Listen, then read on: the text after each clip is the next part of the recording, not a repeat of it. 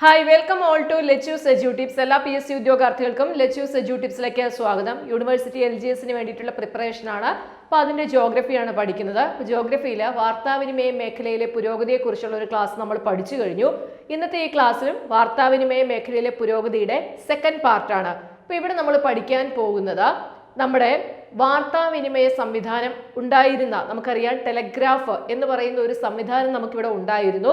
അപ്പോൾ നമുക്ക് ആദ്യം ടെലഗ്രാഫ് എന്താണെന്ന്, ഇപ്പം ടെലഗ്രാഫിനെ കുറിച്ച് ആദ്യം മനസ്സിലാക്കാം.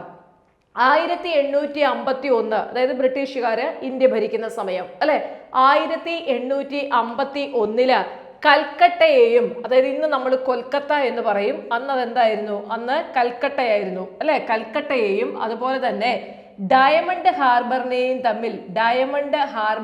തമ്മിൽ ബന്ധിപ്പിച്ചുകൊണ്ട് 1851 ഇന്ത്യയിലെ ആദ്യത്തെ ടെലഗ്രാഫ് സംവിധാനം നിലവിൽ വരുന്നത്. അന്ന് കൽക്കട്ട ആയതുകൊണ്ടാണ് ഞാൻ കൽക്കട്ട എന്ന് എഴുതിയത്. അപ്പൊ കൽക്കട്ടയെയും ഡയമണ്ട് ഹാർബറിനെയും ബന്ധിപ്പിച്ചുകൊണ്ടായിരുന്നു ഇന്ത്യയിലെ ആദ്യത്തെ ടെലഗ്രാഫ് സംവിധാനം നിലവിൽ വന്നത് 1851 അല്ലെ. എന്നാൽ ഇപ്പൊ നമുക്ക് ടെലഗ്രാഫ് സംവിധാനം ഇവിടെ ഉണ്ടോ? ഇല്ല, നിലവിൽ ടെലഗ്രാഫ് സംവിധാനം ഇല്ല. 2013 ജൂലൈ 15 ഇന്ത്യയിൽ എന്ത് ചെയ്തു? ടെലഗ്രാഫ് സംവിധാനം നിർത്തലാക്കിയാണ് ഉണ്ടായത്. ഇത് PSC ഇടയ്ക്കിടയ്ക്ക് ചോദിക്കാറുണ്ട്. ഇത് ചോദിക്കുമ്പോൾ വിത്ത് ഡേറ്റ് ചോദിക്കുള്ളൂ. ടെലഗ്രാഫ് സംവിധാനം ഇന്ത്യയിൽ നിർത്തലാക്കിയത് വിത്ത് ഡേറ്റ് പഠിക്കണം. ജൂലൈ 15, 2013. ഓക്കെ. ഇന്ത്യയിലെ ആദ്യത്തെ ടെലിഫോൺ ആരംഭിച്ചതും കൽക്കട്ടയിലായിരുന്നു. ഒരു പ്രീവിയസ് ഇയർ ക്വസ്റ്റ്യൻ ഉണ്ട്, ഇന്ത്യയിലെ ആദ്യത്തെ ടെലിഫോൺ എക്സ്ചേഞ്ച് സ്ഥാപിതമായത് എവിടെയാണ്? ഇന്ത്യയിലെ ആദ്യത്തെ ടെലിഫോൺ എക്സ്ചേഞ്ച് സ്ഥാപിതമായത് എവിടെയാണ്? കൽക്കട്ടയാണ്. ഓക്കെ. അപ്പൊ ഇന്ത്യയിലെ ആദ്യത്തെ ടെലിഫോൺ സർവീസ് ആരംഭിച്ചതും കൽക്കട്ടയാണ്. അതുപോലെ തന്നെ ഇന്ത്യയിലെ ആദ്യത്തെ ടെലിഫോൺ എക്സ്ചേഞ്ച് സ്ഥാപിതമായതും കൽക്കട്ടയാണ്. അപ്പൊ നമ്മൾ പറഞ്ഞു ഇന്ത്യയിൽ ആദ്യത്തെ ടെലഗ്രാഫ് സിസ്റ്റം നിലവിൽ വന്ന എവിടെയായിരുന്നു? അതും കൽക്കട്ടയാണ്. അപ്പൊ നമ്മുടെ ഈ തപാല്, ടെലികമ്മ്യൂണിക്കേഷൻ, ഇത് രണ്ടും ആദ്യകാലത്ത് ഒരേ ഡിപ്പാർട്ട്മെന്റിന് കീഴിലായിരുന്നു പ്രവർത്തിച്ചിരുന്നത്. പിന്നീട് 1985 ടെലികമ്മ്യൂണിക്കേഷൻ ടെലികോം ഡിപ്പാർട്ട്മെന്റിന്റെ കീഴിലേക്ക് മാറി. ഓക്കെ. അതിനു മുൻപ് 1985 വരെ നമ്മുടെ തപാലും അതുപോലെ തന്നെ ടെലികമ്മ്യൂണിക്കേഷനും ഒരേ ഡിപ്പാർട്ട്മെന്റിന്റെ കീഴിലായിരുന്നു പ്രവർത്തിച്ചിരുന്നത്. then in 1985 1985 എന്ത് ചെയ്തു? ഈ ടെലികമ്മ്യൂണിക്കേഷൻ ടെലികോം ഡിപ്പാർട്ട്മെന്റിന്റെ കീഴിലേക്ക് മാറി. 1997 സ്ഥാപിതമായ ട്രായ് നിങ്ങൾക്കറിയാം. ട്രായ് എന്താ? Telecom regulatory authority of India അല്ലെ. 1997 telecom regulatory authority of India സ്ഥാപിതമാകുന്നത്. അങ്ങനെ ടെലികോം റെഗുലേറ്ററി അതോറിറ്റി ഓഫ് ഇന്ത്യയാണ് ഇന്ത്യയിലെ വാർത്താവിനിമയ മേഖലകളുടെ നിയന്ത്രകൻ എന്നറിയപ്പെടുന്നത്. ഈ ട്രായെ കുറിച്ച് ക്വസ്റ്റ്യൻ ചോദിച്ചിട്ടുണ്ട്. ട്രായ് രൂപീകരിച്ച വർഷം ചോദിച്ചിട്ടുണ്ട്, 1997. അതുപോലെ തന്നെ ഇന്ത്യയിലെ വാർത്താവിനിമയ സംവിധാനങ്ങളുടെ നിയന്ത്രകൻ എന്നറിയപ്പെടുന്നത് ചോദിച്ചിട്ടുണ്ട്. അല്ലെങ്കിൽ ടെലികോം മേഖലയുടെ നിയന്ത്രകൻ എന്നൊക്കെ അറിയപ്പെടുന്ന ആരാണ്? ടെലികോം റെഗുലേറ്ററി അതോറിറ്റി ഓഫ് ഇന്ത്യയാണ്, ട്രായ് ആണ്. ഇന്ത്യയിൽ ആദ്യത്തെ ഇന്റർനെറ്റ് സംവിധാനം കൊണ്ടുവരുന്നത് VSNL ആണ്. ഓക്കെ. ഇന്ത്യയിൽ ആദ്യത്തെ ഇന്റർനെറ്റ് സംവിധാനം കൊണ്ടുവരുന്നത് VSNL ആണ്. VSNL എന്ന് പറഞ്ഞാൽ നമുക്കറിയാം, Videsh Sanchar Nigam limited. Okay. 1995 Videsh Sanchar Nigam limited ഇന്ത്യയിൽ ആദ്യത്തെ ഇന്റർനെറ്റ് സംവിധാനം കൊണ്ടുവരുന്നത്. അന്ന് VSNL കേന്ദ്ര ഗവൺമെന്റിന്റെ ഉടമസ്ഥതയിലായിരുന്നു.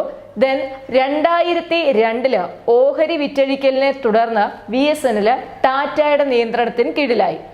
പിന്നെ ഇപ്പൊ ഇതറിയപ്പെടുന്നത് എന്താണ്? ടാറ്റ ടെലികമ്മ്യൂണിക്കേഷൻ ലിമിറ്റഡ് എന്നാണ്.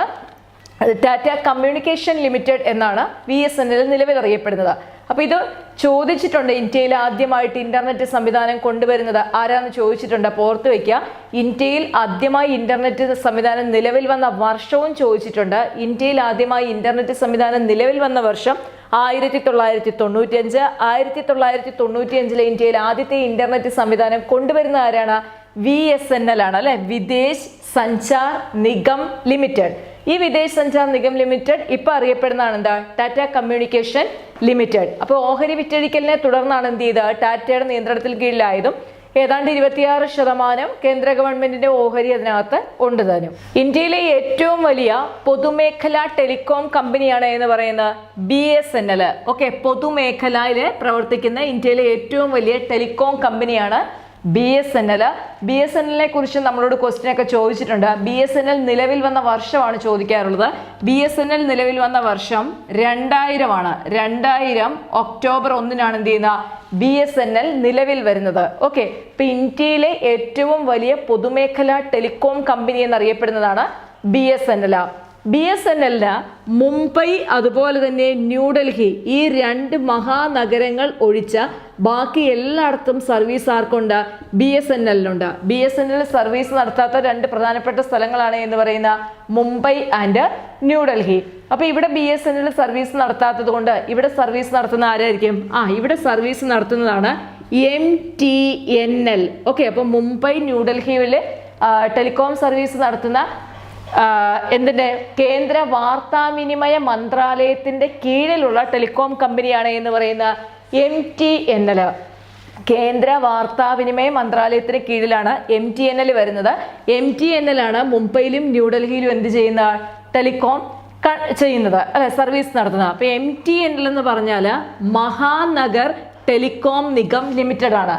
BSNL നമുക്കറിയാം ഭാരത് സഞ്ചാർ നിഗം ലിമിറ്റഡ് ആണ്. ഇവിടെ മഹാനഗർ ടെലികോം നിഗം ലിമിറ്റഡ് ആണ് MTNL. MTNL ആണ് മുംബൈയിലും ന്യൂഡൽഹിയിലും ടെലികോം സർവീസ് നടത്തുന്ന കമ്പനി. ഇന്ത്യയിൽ ആദ്യത്തെ 3G സർവീസ് കൊണ്ടുവരുന്നത് ആരാണ്? അത് MTNL ആണ്. ഇന്ത്യയിലെ ആദ്യത്തെ 3G സർവീസ് കൊണ്ടുവരുന്നത്. ഇന്ത്യയിൽ ആദ്യം 3G സർവീസ് വന്നത് എവിടെയാണ്? ന്യൂഡൽഹിയിലാണ്. ഓക്കെ, അപ്പോൾ ഓർത്തിരിക്കുക, VSNL നമ്മൾ ആദ്യം പറഞ്ഞു. VSNL എന്താ? ഇന്ത്യയിൽ ആദ്യത്തെ ഇന്റർനെറ്റ് സിസ്റ്റം 1995 സ്ഥാപിതമായ VSNL കൊണ്ടുവന്നു എന്ന് പറഞ്ഞു. ഇനി ഇന്ത്യയിലെ ഏറ്റവും വലിയ പൊതുമേഖല ടെലികോം കമ്പനിയാണ് ഏത്? BSNL. 2000 ഒക്ടോബർ 1 സ്ഥാപിതമായത്. ന്യൂഡൽഹിയിലും മുംബൈയിലും സർവീസ് BSNL നടത്തുന്നില്ല. പക്ഷെ അവിടെ സർവീസ് നടത്തുന്ന ആരാണ്? MTNL ആണ്. അപ്പൊ MTNL ആണ് 3G സർവീസ് ഇന്ത്യയിൽ ആദ്യമായിട്ട് കൊണ്ടുവരുന്നത്. ഇന്ത്യയിലെ ആദ്യത്തെ 3G സംവിധാനം കൊണ്ടുവന്നത് ഒരു പ്രീവിയസ് ഇയർ ക്വസ്റ്റ്യൻ ആണ് കേട്ടോ. അപ്പൊ ഒന്ന് നോട്ട് ചെയ്ത് വെച്ചേക്കണം. അപ്പൊ 3G ആദ്യം കൊണ്ടുവരുന്ന MTNL ആണ്, ന്യൂഡൽഹിയിലാണ്. ഇന്ത്യയിലെ ആദ്യത്തെ 4G സിസ്റ്റം കൊണ്ടുവരുന്നത് ആരാണ്? എയർടെൽ ആണ്. ഓക്കെ, ഇന്ത്യയിലെ ആദ്യത്തെ 4G സിസ്റ്റം കൊണ്ടുവരുന്ന കമ്പനിയാണ് എയർടെൽ. എയർടെൽ കൊൽക്കത്തയിലാണ് ആദ്യത്തെ 4G സംവിധാനം കൊണ്ടുവരുന്നത്. അതുപോലെ തന്നെ ഇന്ത്യയിലെ ആദ്യത്തെ സ്വകാര്യ ടെലികോം കമ്പനി എന്നറിയപ്പെടുന്ന ഏതാണ്? എയർടെൽ ആണ്. ഇന്ത്യയിലെ ആദ്യത്തെ സ്വകാര്യ ടെലികോം കമ്പനിയാണ് എയർടെൽ. ഇന്ത്യയിലെ 4G സിസ്റ്റം കൊൽക്കത്തയിൽ ആദ്യം കൊണ്ടുവരുന്ന ആരാണ്? എയർടെൽ ആണ്. പിന്നെ നമ്മൾ കേൾക്കുന്ന ഒന്നാണ് മൊബൈൽ പോർട്ടബിലിറ്റി, അല്ലെ? മൊബൈൽ പോർട്ടബിലിറ്റി ആദ്യമായിട്ട് നിലവിൽ വരുന്നത് ഹരിയാനയിലാണ്. ജസ്റ്റ് ഒന്ന് അറിഞ്ഞു വെച്ചാൽ മതി കേട്ടോ. മൊബൈൽ പോർട്ടബിലിറ്റി ആദ്യം ഇന്ത്യയിൽ നിലവിൽ വരുന്നത് ഹരിയാനയിലാണ്. അപ്പൊ ഇത്രയൊക്കെ ആയി കഴിഞ്ഞപ്പോഴത്തേക്കും നമ്മുടെ ടെലികമ്മ്യൂണിക്കേഷൻ ഏതാണ്ട് ഒന്നായി. അപ്പോൾ ഓർത്ത് വെക്കണം, ടെലഗ്രാഫ് ഓർത്ത് വെക്കണം. 1851 ടെലഗ്രാഫ് സ്റ്റാർട്ട് ചെയ്തു. 2013 എന്ത് ചെയ്തു? ടെലഗ്രാഫ് സർവീസ് ഇന്ത്യയിൽ നിർത്തലാക്കി.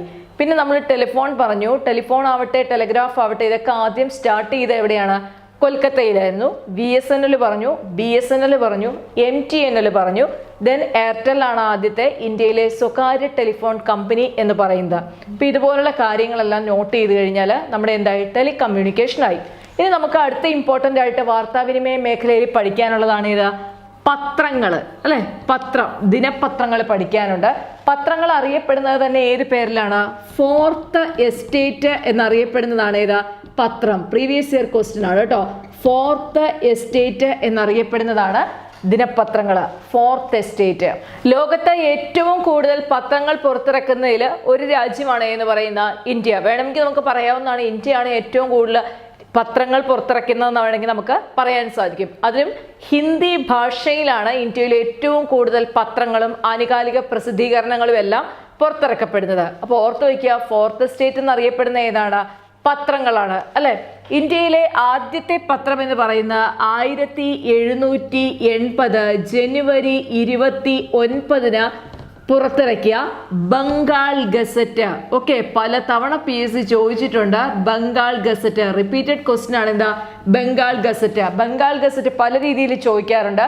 ഒരു രീതി എന്ന് പറഞ്ഞു കഴിഞ്ഞാൽ ഇന്ത്യയിലെ ആദ്യത്തെ പത്രം, ഇന്ത്യയിലെ ആദ്യത്തെ പത്രം ബംഗാൾ ഗസറ്റ്. ഇന്ത്യയിലെ ആദ്യത്തെ പത്രമായ ബംഗാൾ ഗസറ്റ് പുറത്തിറക്കിയ വർഷം 1780 അല്ലെ. ബംഗാൾ ഗസറ്റിന്റെ ഫൗണ്ടർ ചോദിച്ചിട്ടുണ്ട്. ബംഗാൾ ഗസറ്റ് എന്ന് പറയുന്ന പത്രം പുറത്തിറക്കിയത് ആരാണ്?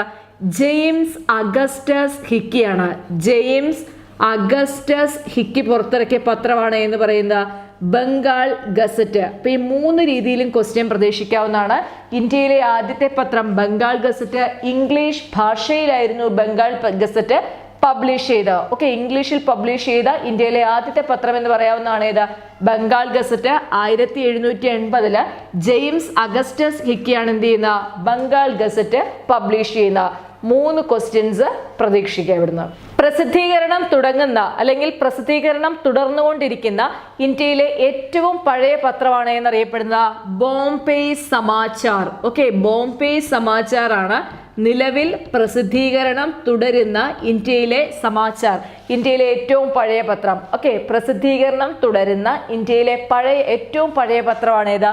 ബോംബെ സമാചാർ. ബോംബെ സമാചാർ ഗുജറാത്തി ഭാഷയിലാണ് പബ്ലിഷ് ചെയ്യുന്നത്. ഓക്കെ, ഗുജറാത്തി ഭാഷയിലുള്ള പത്രമാണ് ഏതാ? ബോംബെ സമാചാർ. ഇത് നമ്മളോട് ചോദിച്ചിട്ടുള്ളതാണ്. പ്രസിദ്ധീകരണം തുടരുന്ന ഇന്ത്യയിലെ ഏറ്റവും പഴയ പത്രമാണ് ബോംബെ സമാചാർ. അതുപോലെ തന്നെ ഇന്ത്യയിലെ ആദ്യത്തെ സായാഹ്ന പത്രം അറിയാമല്ലോ, വൈകുന്നേരം വരുന്ന പത്രം അല്ലെ. ഇന്ത്യയിലെ ആദ്യത്തെ സായാഹ്ന പത്രമാണ് എന്ന് പറയുന്ന മദ്രാസ് മെയിൽ. ഓക്കെ, മദ്രാസ് മെയിലാണ് ഇന്ത്യയിലെ ആദ്യത്തെ സായാഹ്ന പത്രം എന്ന് അറിയപ്പെടുന്നത്. അപ്പൊ ഇത്രയും കാര്യങ്ങളൊക്കെ നോട്ട് ചെയ്തോണം. ഇമ്പോർട്ടൻ്റ് ആയിട്ടുള്ള മാത്രമേ പറയുന്നുള്ളൂ. 1780 പബ്ലിഷ് ചെയ്ത ബംഗാൾ ഗസറ്റാണ് ഇന്ത്യയിലെ ആദ്യത്തെ പത്രം. പ്രസിദ്ധീകരണം തുടരുന്ന ഏറ്റവും പഴക്കം ചെന്ന പത്രം എന്നറിയപ്പെടുന്ന ബോംബെ സമാചാറാണ്.